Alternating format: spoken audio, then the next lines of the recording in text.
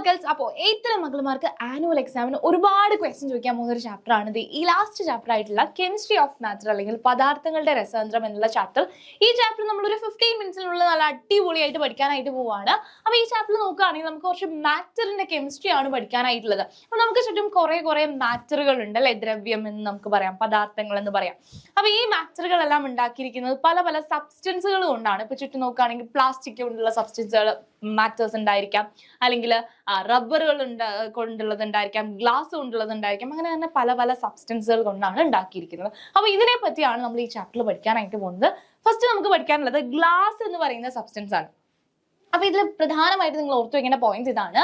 Glass എന്ന് പറയുന്നതിൽ major component നമ്മുടെ സാൻഡ്, മണലിലൊക്കെ പ്രസന്റ് ആയിട്ടുള്ള സിലിക്കൺ ഡയോക്സൈഡ് ആണ്. സിലിക്ക എന്ന് പറയുക അല്ലെങ്കിൽ സിലിക്കൺ ഡയോക്സൈഡ് എന്ന് പറയുക. അപ്പൊ സാൻഡിൽ പ്രസന്റ് ആയിട്ടുള്ള സിലിക്കൺ ഡയോക്സൈഡ് ആണ് നമ്മുടെ സാൻഡിലെ മേജർ കമ്പോണന്റ് എന്ന് പറയുന്നത്. അതല്ലാതെ ഇതിന് കുറച്ച് പ്രത്യേകതകളുണ്ട്. ഇത് ട്രാൻസ്പെറന്റ് ആണ്, സുതാര്യമാണ്, ഹാർഡ് ആണ്, പക്ഷെ ബ്രിട്ടൈൽ ആണ്, കട്ടിയുള്ളതാണ്, കാഠിന്യമുള്ളതാണ്, പക്ഷെ പെട്ടെന്ന് പൊട്ടിപ്പോകുക അല്ലെ.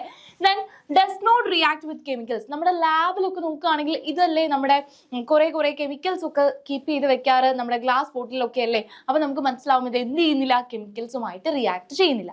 ഇനി നോക്കുകയാണെങ്കിൽ പല ടൈപ്പ് ഓഫ് ഗ്ലാസ് നമ്മുടെ ചുറ്റുമുണ്ട്. നമ്മുടെ ലെൻസിൽ യൂസ് ചെയ്യുന്ന ഗ്ലാസ് അല്ല, മിറേഴ്സിൽ, അതല്ല വിൻഡോസിൽ, അങ്ങനെ പല ടൈപ്പ് ഓഫ് ഗ്ലാസ്സസ് ഉണ്ട്. അപ്പൊ അതിലേക്ക് ആഡ് ചെയ്യുന്ന കെമിക്കൽസിനനുസരിച്ച് ഈ ഗ്ലാസ് ഡിഫറെന്റ് ആയിട്ട് വരും. അപ്പൊ നമുക്ക് 3 ടൈപ്പ് ഓഫ് ഗ്ലാസ്സസ് ആണ് പഠിക്കാനുള്ളത്. ഫസ്റ്റ് നോക്കുകയാണെങ്കിൽ soda lime glass or soft glass. മിറേഴ്സില്, വിൻഡോസില്, അതുപോലെ ബോട്ടിൽസിലൊക്കെ ഉണ്ടാക്കിയിരിക്കുന്നത് ഈ soda lime glass or soft glass കൊണ്ടാണ്.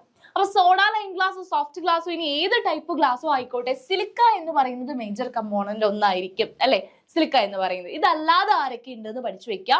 അപ്പൊ സോഡ ലൈം സോഫ്റ്റ് ഗ്ലാസ് എന്നൊക്കെ പറയുമ്പോൾ ഒരു സോഡിയം മൈൻഡിലേക്ക് വരില്ലേ. അപ്പൊ സോഡിയം ഓക്സൈഡും ദെൻ കാൽഷ്യം ഓക്സൈഡുമാണ് സോഡ ലൈം ഗ്ലാസ് അല്ലെങ്കിൽ സോഫ്റ്റ് ഗ്ലാസ്സിലെ മേജർ കമ്പോണന്റ്സ് എന്ന് പറയുന്നത്. ഇനി നെക്സ്റ്റ് ബോറോസിലിക്കേറ്റ് ഗ്ലാസ്, അടുത്ത ടൈപ്പ് ഗ്ലാസ് ആണ്. അപ്പൊ നമ്മളെ ബോറടിക്കുമ്പോൾ സാധാരണ ചില ആൾക്കാർ കുക്ക് ചെയ്യും, അല്ലെങ്കിൽ എന്ത് ചെയ്യും, നമ്മുടെ സ്കൂളിലാണ് ബോറടിക്കുന്നത്, നമ്മളെ ലാബിൽ കൊണ്ടുപോകും അല്ലെ ടീച്ചേഴ്സ്, അല്ലെങ്കിൽ ലാബിൽ പോയാൽ ബോറടിക്കും, വാട്ടർ ഇറ്റ് ഇസ്. അപ്പൊ ബോറോസിലിക്കേറ്റ് എന്ന് പറയുമ്പോൾ ലാബും കിച്ചണും ഓർക്കുക, ലബോറട്ടറി എക്യുപ്മെന്റ്സും കുക്ക് വയേഴ്സും ഉണ്ടാക്കിയിരിക്കുന്നത് ഈ ബോറോസിലിക്കേറ്റ് ഗ്ലാസ് കൊണ്ടാണ്. അതിലെ മേജർ കമ്പോണന്റ് എന്ന് പറയുന്നത് ഓഫ് കോഴ്സ് സിലിക്ക ഉണ്ട്. അതല്ലാതെ ബോറോസിലിക്കേറ്റ് അല്ലേ, അപ്പൊ ബോറോൺ ഓക്സൈഡ് ഉണ്ട്, സോഡിയം ഓക്സൈഡ് ഉണ്ട്.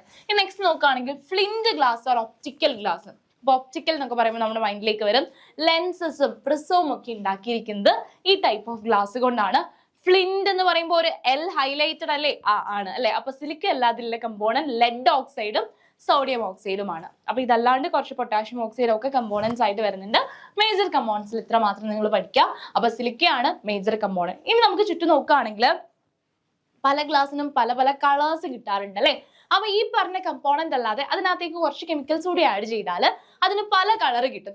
ഫോർ എക്സാമ്പിൾ കാഡ്മിയം സൾഫൈഡ് ആണ് ആഡ് ചെയ്യുന്നതെങ്കിൽ നമുക്ക് യെല്ലോ കളർ കിട്ടും. കാഡ്മിയം സൾഫൈഡ് ആണെങ്കിൽ യെല്ലോ കളർ അല്ലെ. അപ്പൊ കാഡ്മിയം കാതില് കമ്മല്, ആ കമ്മൽ ഒരു യെല്ലോ കളർ കമ്മലൊന്നും മൈൻഡിൽ വിചാരിക്കുക. അപ്പൊ കാഡ്മിയം സൾഫൈഡ് യെല്ലോ കളർ ആണ്. ഇനി ഗോൾഡ് ക്ലോറൈഡ് ആഡ് ചെയ്തതല്ലേ, വല്ല സിമ്പിൾ കളറും കിട്ടുമോ? ഇല്ല, റൂബി റെഡ് ആയിരിക്കും കിട്ടാനായിട്ട് പോവുക. അപ്പൊ ഗോൾഡ് ക്ലോറൈഡ് എന്ന് പറയുമ്പോൾ റൂബി റെഡ് ആണ്. ഇനി ക്രോമിയം ഓക്സൈഡ്, ക്രോമിയം ഒരു തവളേന്റെ ഒക്കെ സൗണ്ട് പോലെ അല്ലേ ക്രോമിയം അല്ലെ. അപ്പൊ ഒരു പച്ച തവളേനെ മൈൻഡിലേക്ക് വിചാരിക്കുക, ക്രോമിയം ഓക്സൈഡ് ഗ്രീൻ കളർ ആണ് കേട്ടോ.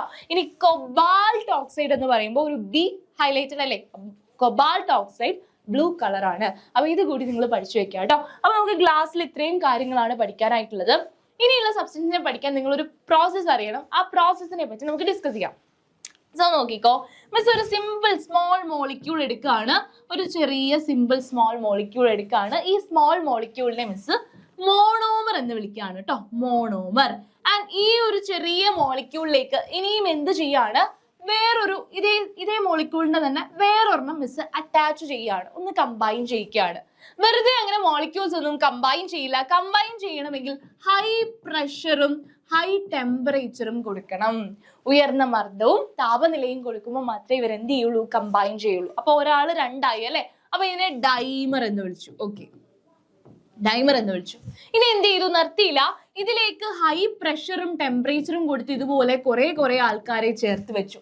ഇങ്ങനെ കിട്ടുന്ന ആളെയാണ് നമ്മൾ പോളിമർ എന്ന് വിളിക്കുന്നത്.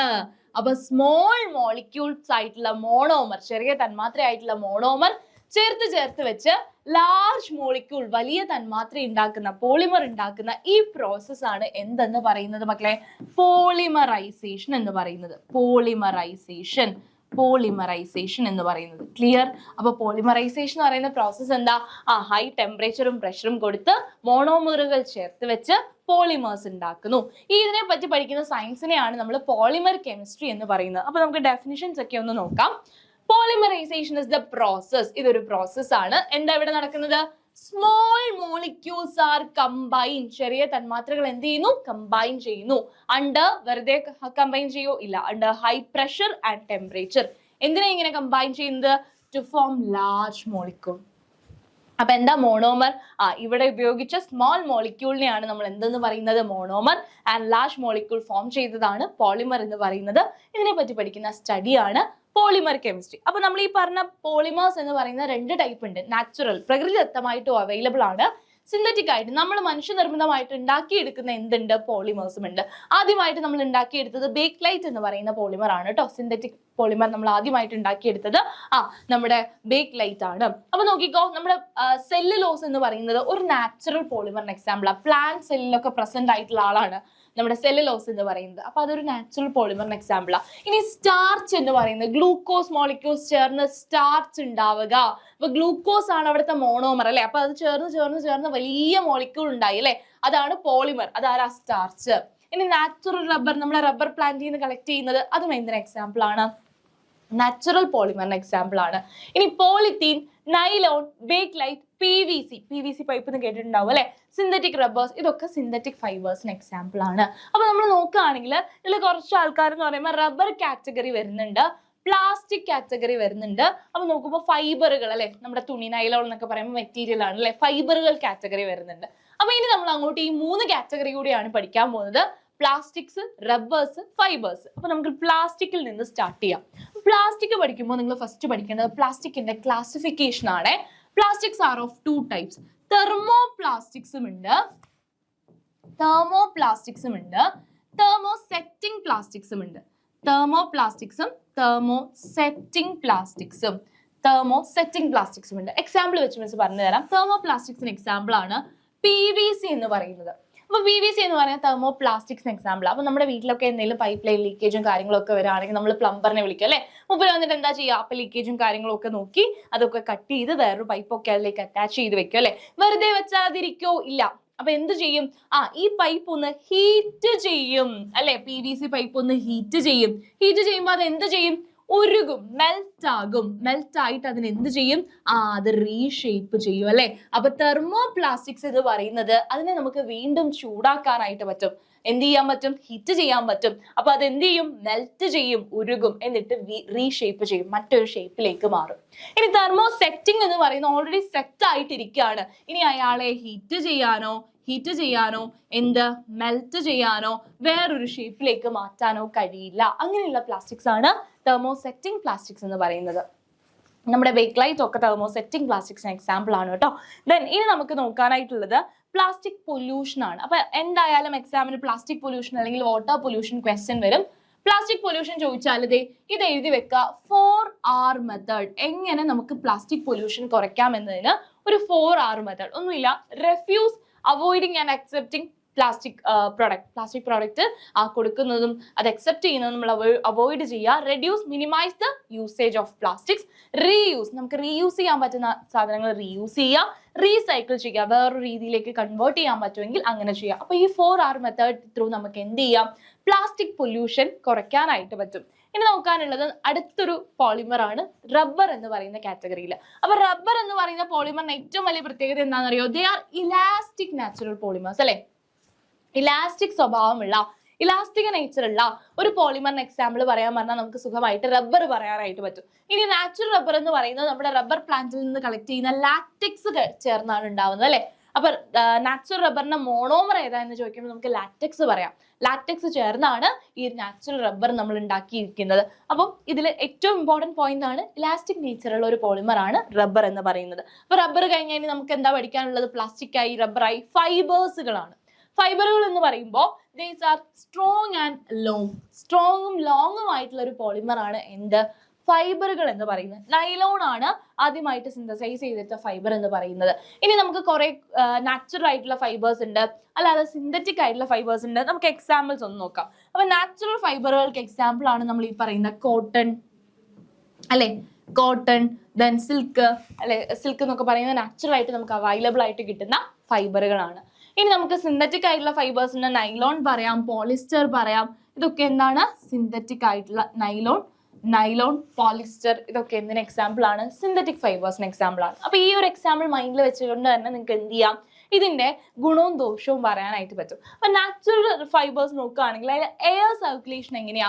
ഒരുപാട് കൂടുതലാണ് അല്ലെ, മോർ ആണ് എയർ സർക്കുലേഷൻ. അതുകൊണ്ടാണ് നമ്മൾ എന്ത് ചെയ്യുന്നത്? വിയർപ്പ് സമയം, ചൂട് കാലത്തൊക്കെ കോട്ടൺ ഡ്രസ്സുകളൊക്കെ പ്രിഫർ ചെയ്യുന്നത്. എന്തുകൊണ്ടാണ്? അതിന് എയർ സർക്കുലേഷൻ കൂടുതലാണ്.